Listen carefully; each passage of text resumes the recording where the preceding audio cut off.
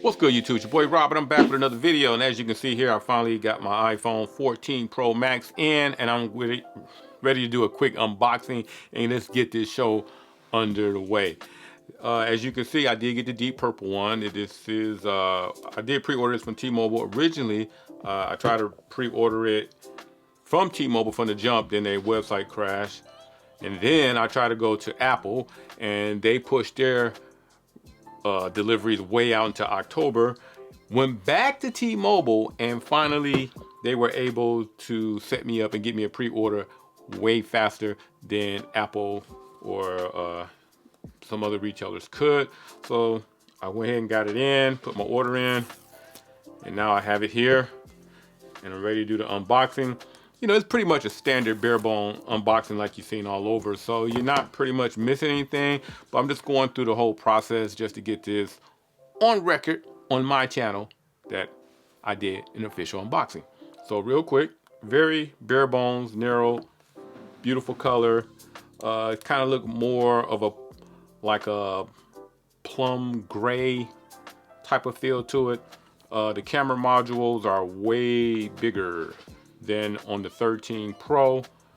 And again, I'm kind of looking forward to this form factor because I haven't had a larger iPhone since the 12, where I had it in the blue. All right, take that off. Looks real nice. Nice and clean. I like this color. I'm going to really enjoy the larger form factor. And the way with iOS 16, it's kind of unique that everything is kind of flowing from the bottom up. So it makes it easier, you know, to deal with a larger phone with one hand if you choose to. If you choose to, I mean. Again, it does have just a regular Lightning to Type-C cable. And inside, it does have the little tag here that says you no longer need a physical SIM card. Activate your eSIM during the iPhone setup. And you got, I wish they had a color-coded Apple sticker. So real quick, comparative size of, you know, there's no comparison, 6.1 inch or what have you, but you will see the difference in the camera module. So let's start the eSIM process. Get everything powered up. Hopefully it moves a little faster than what it is. I'll probably speed it up in post.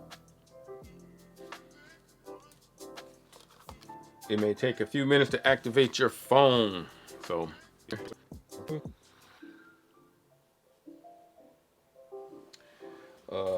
transfer from another phone, iPhone, transfer your eSIM. Go ahead and do that.